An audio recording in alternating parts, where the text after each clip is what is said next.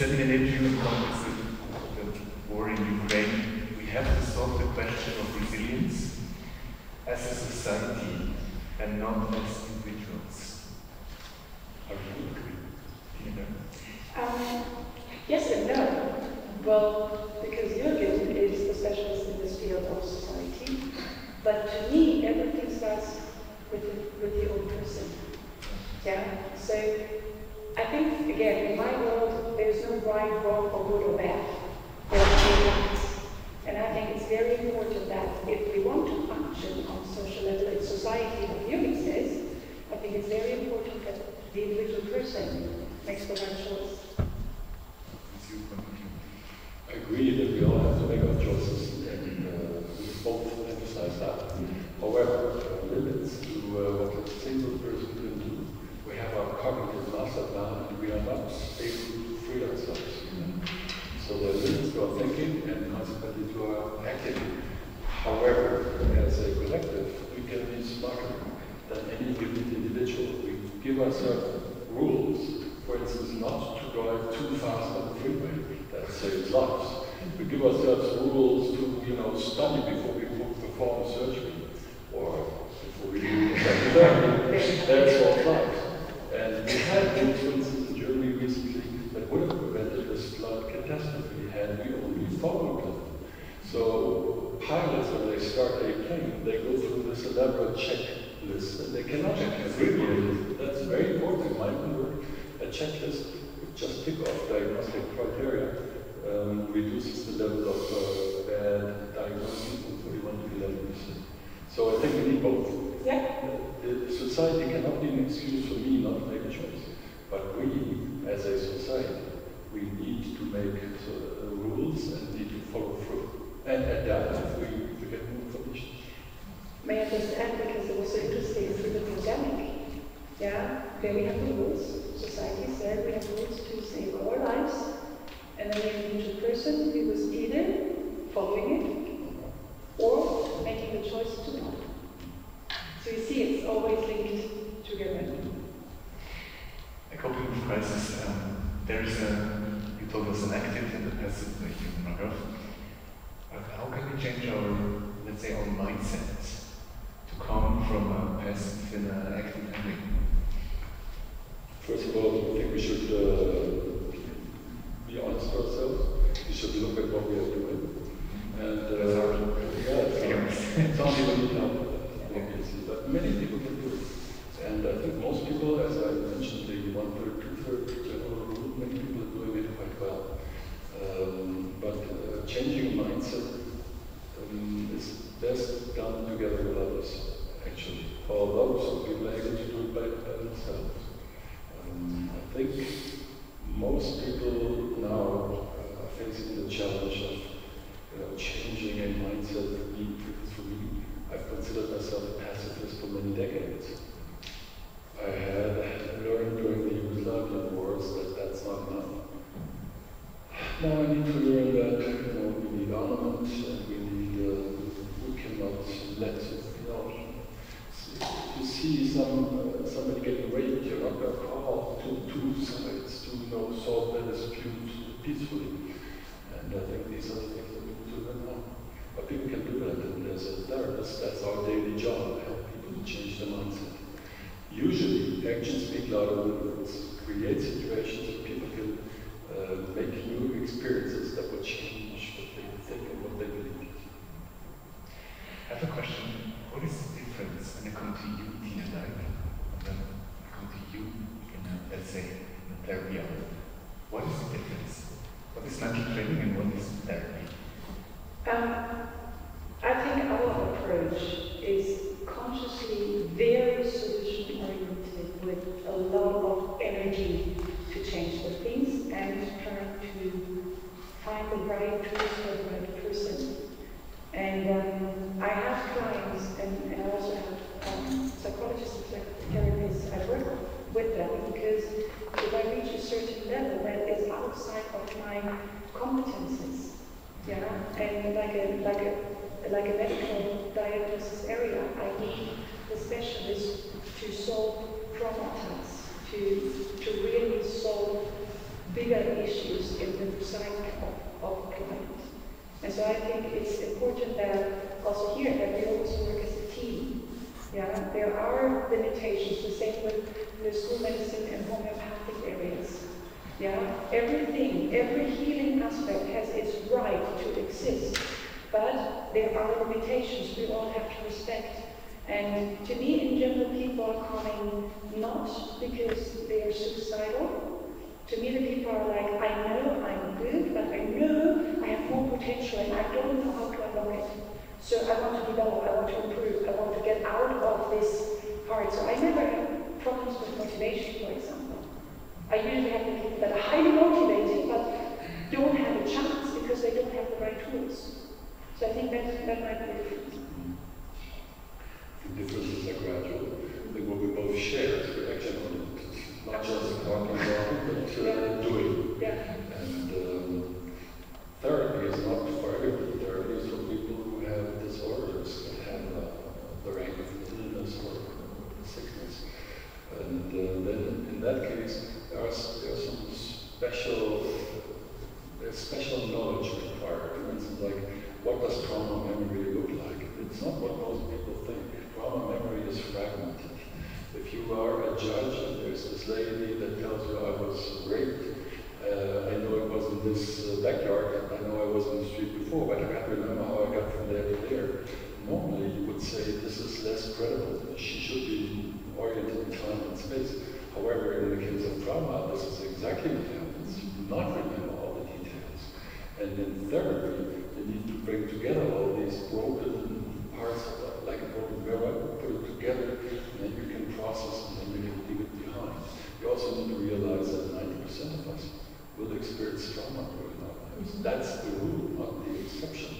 So anything that goes in the direction of, let's not deal with trauma, let's not look at it, and so on. No, this is the world in which we live, and you better be prepared. So I think it's a continuum, and it's complementary. However, I would like to make one additional point. It should be evidence-based, because we are easy to accept good stories. You're a good storyteller, you believe, but it's not about believing. Sometimes things that we believe turn out to be wrong. That's why we need science. And as based on science, we can get further ahead. We have better treatments now than we had 50 years ago. We have better mental trainers. We used to have all those. Some of those Greek guys had some great ideas. You're going totally, let's say, into positive thinking. Why is it so important, or you're not totally agree with me? No, it's very important. There's this famous serenity prayer that you may have heard by the American radical, right? So please give me the strength to change the things that can be changed. And make me accept the things that I cannot change. And give me the wisdom to distinguish between the two. I think it's a great saying. So there are limits to positive thinking. I can't just say, I will, and then it will work out. You have to have some rational judgment. Rational judgment? Yeah, positive thinking to me is more, again, the scientific version. Mathematics, plus, minus. I don't want to be afraid. Okay, I want to be in control. I want to be brave. I want to be strong. That's plus and minus. The part where people are coming like, you just gotta believe it, you gotta dream it, then you can do it. I'm like, don't dream it, just do it. Yeah, but you have to know how. So this part is what Jürgen also said, is this positivity of, imagine you have the trophy. Yeah, but how? Yeah, so there's this part of positive thinking that is completely not solution-oriented. It's not working because you don't know how. And then you have the negative and positive bipolar visions where you have to learn to train yourself towards your goals and work with the right tools. My question is, can we do an example? Let's say with the pandemic, my income is getting less and less, and I'm totally stressed. And if there's no income, how can mental training still help in this situation? Well, unfortunately, we can't change circumstances or the environment. We always so lost. We can't change circumstances, but we can change how we react to circumstances. So even the situation like somebody is fired and doesn't have a job all of a sudden. It doesn't have to always be this big picture of war and pandemic. Sometimes we have small crises like, as I said, like I'm losing a dear friend, or a person is passing away, or I'm losing a job. Like let's make the burden a little bit smaller. I can't change all of these aspects, but I can change how I approach the challenge, how I structure my day, how I get my energy back. Yes. And how? With the right tools. With the right tools. And what this kind is, of tools? I can't, but you would have completely different approaches needed, like Jürgen or I. Yeah, so for any person down here, there's a different story, a different character, a different age, different sex. We also have differences in all of these technical areas. There's a different part in the cultural area, so if I work with a Polish person or with an American person, can really be a difference. So to nail me down on that one, I can't give you the right answer. I'm sorry, because it has to be individual. What you just mentioned, we're on the acceptance side of the problem.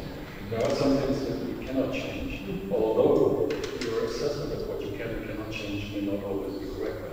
But if it is correct, there are things we can't change, then we need to accept rather than to complain and whine and so on. However, I'm a psychologist. We usually turn a blind eye on the social side of things. However, that's the most important thing. That's really very important. And there are things that we can't change. So I would have a slightly different assessment. I would say, as a social society, we can change and we need to change and we need to do things. We need to do things. Don't be passive. Don't wait for the politicians to change things in your favor. So make things happen. Yeah. So I have to, I don't know, visit someone or... Then this is again active coping. Everything that you do actively will help you. Like the beginning of war, what can I do? First, get the right information. Make sure that you don't get information overload. Then, for instance, my son has our old car, but it's a Chevy old car. I can stand on the street and move like without being attacked and burned and stolen. So if he calls and says, I have this Polish friend who wants to bring children from the border, I say, yeah, make sure that you have the papers. And so they were bringing children back and forth with our old Peugeot. And then, well, we drive from a nice Mercedes. Now we also offered, of course, they gave money, but I also offered the 2 bedrooms of our children. Since Saturday we have someone. But I'm also talking to the politicians. I'm in a position where I can do that, since we will become the new national center of research on mental health. So we talk to politicians at different levels, and I tell them what I think. I tell these SPD guys they need to file a Minister of Defense. And so on. I don't think I'm yet ready to go to politics, but I think if worse comes to worse, we need to do it. But may I add to that? Yeah. Because again, I think it's very important to see those different categories. Yeah. So I can't talk to politicians, so this is your goal. And I'm absolutely convinced that there's always a number of people that has limited access to different possibilities. Yeah. So again, yes, if you have the chances to help, of course, but to me, the initial reason starts when I'm, for example, I lost my job, I'm stressed, I'm unhappy, I can't sleep anymore. Just focusing on these elements is the activity part starts in the daily structure, how I nutrition myself, how I do sport, because all of these stress hormones have to be reduced. So as Jürgen says, I have to go actively against it. But the mental side of it, how I handle fear, how I handle loneliness, or all these helplessness, they start in here. Could you give one example, one concrete example Yes. of how we do that? There's this psychological legal self-efficacy. I'm convinced that you can master challenges. Very important. What we've done is in treatment studies with anxiety patients, before treatment, ask them, think about 3 challenges in your life that you mastered. Let's talk about them. What was it? What did you do? How did you master it? Wow, you really did great. I really think you did a wonderful job. Second, hey, you're a great coper.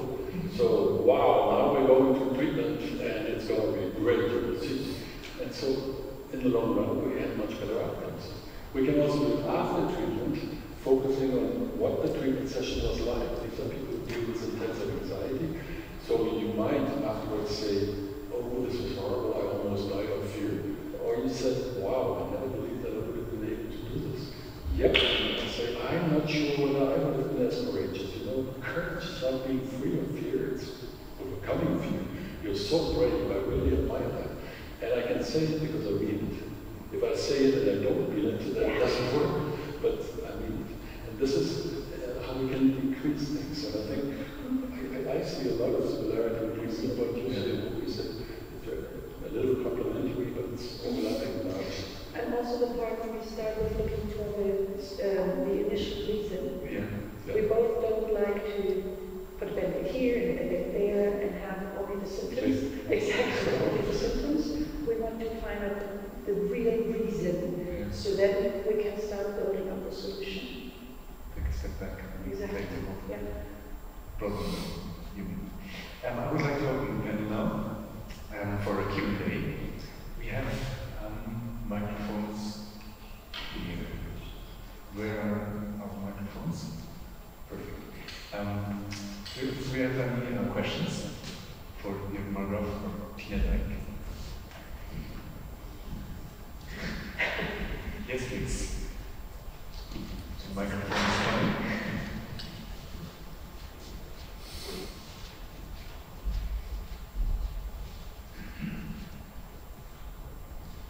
Thank you. My name is Helen Sykes and I'm on the board of IAMA.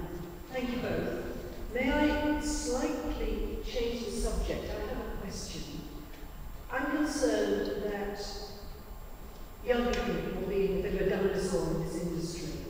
Not in our industry, but young people generally spend so much time texting, they're not engaging in the art of conversation, and it worries me that communication, the capacity to communicate verbally, might be being compromised, both linguistically and socially, by this preoccupation with technology. Could I have your comments? I'm going to do research on that. I have a colleague, a young colleague, Julia Gladskaya, born Russian, who does great studies on that. As you all know, for 2,500 years, people have been complaining about the young generation. I'm retired age now. I will retire next year, I decided. It could go on 2 more years, but I think 1 more year is enough. We shouldn't fall into this trap. However, you can measure things. And indeed, if you spend more time on digital media, especially in the so-called social media, on average, it harms you. You have more depression and more anxiety, you have more stress symptoms, you feel less verbally fit. You also have a lower perceived sense of control. And if you text all the time and you do not follow the usual rules, with trust and so on, your writing gets less good. I have been supervising theses for 14 years. And I can tell you there has been a change. So it is a real problem. I do think we need to work against it. Actively.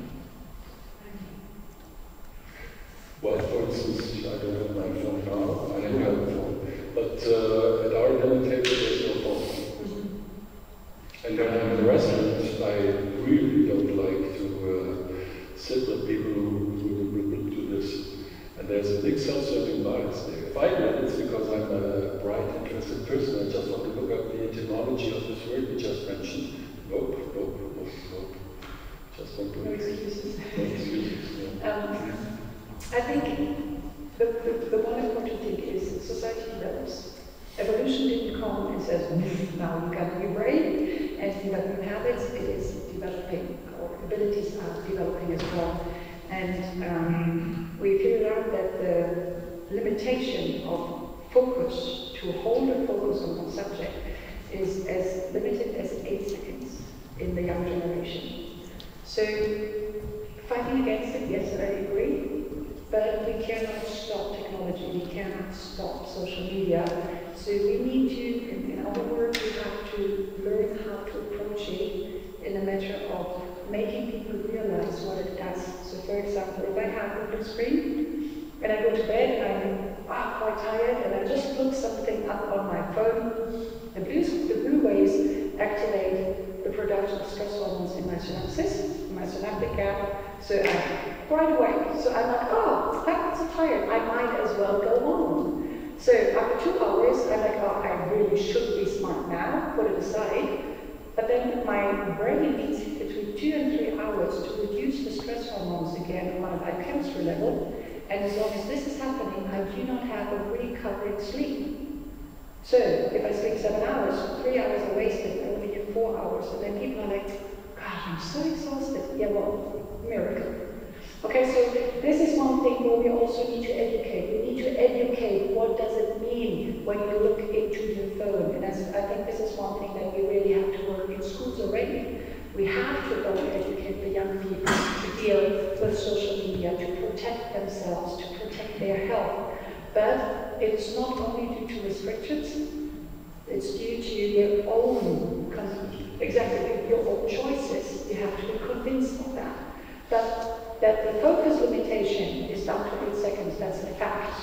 That social media is coming out and doing always more, it's a fact. We have to work with technology. These are the facts, and then we have to one thing we've done a number of studies now, several studies, where we ask people for 2 weeks to just reduce their amount of social media per day by about half an hour. Half an hour per day? The average German that uses Facebook, for instance, uses it 3.5 hours. So we're going to do half an hour less. During the first, for 2 weeks, we had random assignment to people who go on as usual, so it's a real experiment. In the first week, people get sort of fear of missing out, it's called, right? It's like withdrawal symptoms. But in the second week, they are less depressed, less anxious, less stressed, and more controlled. They move more minutes per day. And those that smoke less. And they like it so much that they kept doing it after the end of the study. We followed them up for 6 months and they just stayed there. They do better. We've repeated that then with smartphones. And we had several conditions. Go 1 hour down with the smartphone usage, or try to get rid of it for 2 weeks entirely. That, I can tell you, does not work. But 1 hour less does work, and people stick with it, if you do it. So then comes the social side of things. We need to develop rules. We need to make sure that Mr. Zuckerberg gets treated like the tobacco companies got treated. They are responsible for what they do. So that's the social side. That's why on Facebook. Any more questions? Please go ahead. Yeah.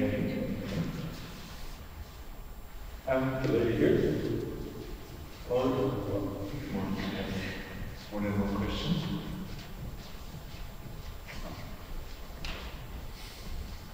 The microphone is coming from the left side. Hi, yeah. Hi. Thank you. Hi, I'm Laura Bean, I'm the Chamber Choir. I was having thoughts of, well, first of all, thank you, there's a lot of food for thought. And the things you said about resilience really struck me, and then of course the things you do together as a group and the things you can do as an individual. I find it quite challenging after, well, 2 abandoned years for my team and for the people I work with and I lead to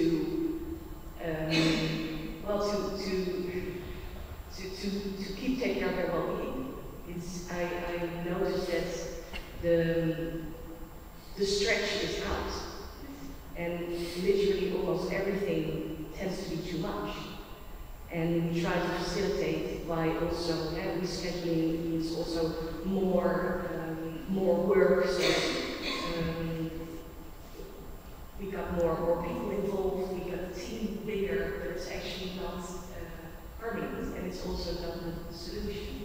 So I was wondering, while thinking of the pyramid you showed, Tina, and the quite personal layer that's underneath, how can you, in this professional context, take care of your team without standing next to them, demanding them to work out, to, you know, how to inspire after 2 years of actually asking a lot.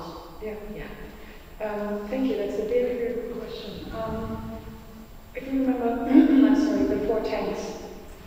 Yeah, and the tank of processing is empty right now. Your team is empty, and it's not that they don't want it anymore, it's that they can't do it anymore. They can't bring up motivation, there's no energy. So if you think of like a little blow-up mattress, and you're on a lake, and you realize, oh my god, there's a little hole in it, so air is dissolving.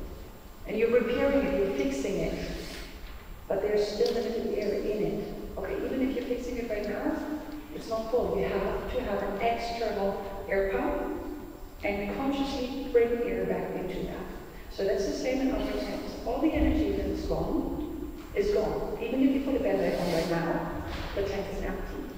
So it's very important for the whole team, including you, you're part of the team, yeah, that the team and every part of it finds an individual external tank, a source of energy.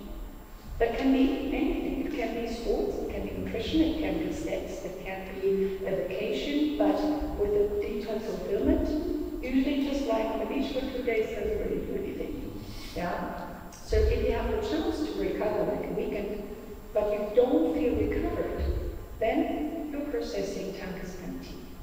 Okay? But this is something that we usually then work with the team together, including the team leader, that we find what, the needs of the team, and you need to train and tailor to your own needs, and every single person as well. What do you think? Yeah, I think I totally agree with that.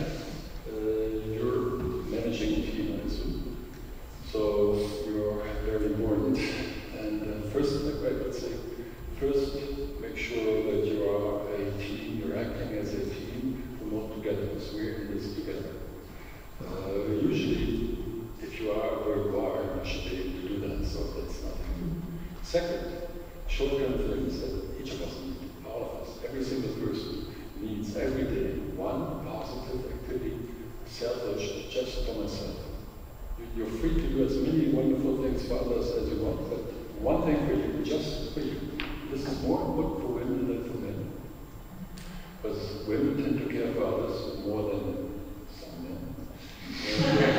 Women have more depression and that is ridiculous. So do one thing, and this does not need to be a big thing. It needs to be something that you can do every day. So it could be eating something nice, putting a candle next to you, give yourself 5 minutes or 10 minutes, or read something, drink something, listen to something, go out on the balcony and look at the sun, whatever. Smile at someone that you don't know.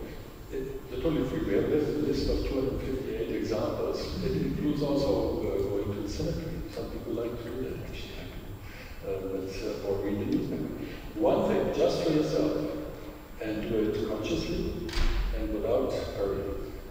That's one thing. Then you need to move at least 30 minutes in one stretch, at least 3 times a week. Better 4 times. I'm personally now going 6 times, but you can also do 2 times, but that's sort of it's close to 1 to 0. So 3 times 30 minutes.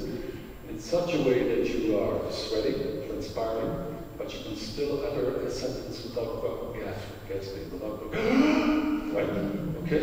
If you have multiple diseases pre-existing, go to see your doctor before his doctors, and then use doctor. You all can do it. So these are 2 things that we all need to do. Each member of your team needs to do it. And then, last thing, look at the standards. I also am exhausted with this pandemic. I'm a social person. I like to be with people. I'm here because I wanted to see you, right? I enjoy this. But we need to have the right standards. And in psychology, the role of anchor cues is very important. Set the right anchors. What's the right anchor for a pandemic? 4 weeks, 6 weeks, 2 years? World War II, 7 years, 6 years? There's an example, there's a famous experiment where people were given the question, how old did Gandhi get? And one group was told, did he get older than 50 years? And the other was asked, did he get older than 164 years?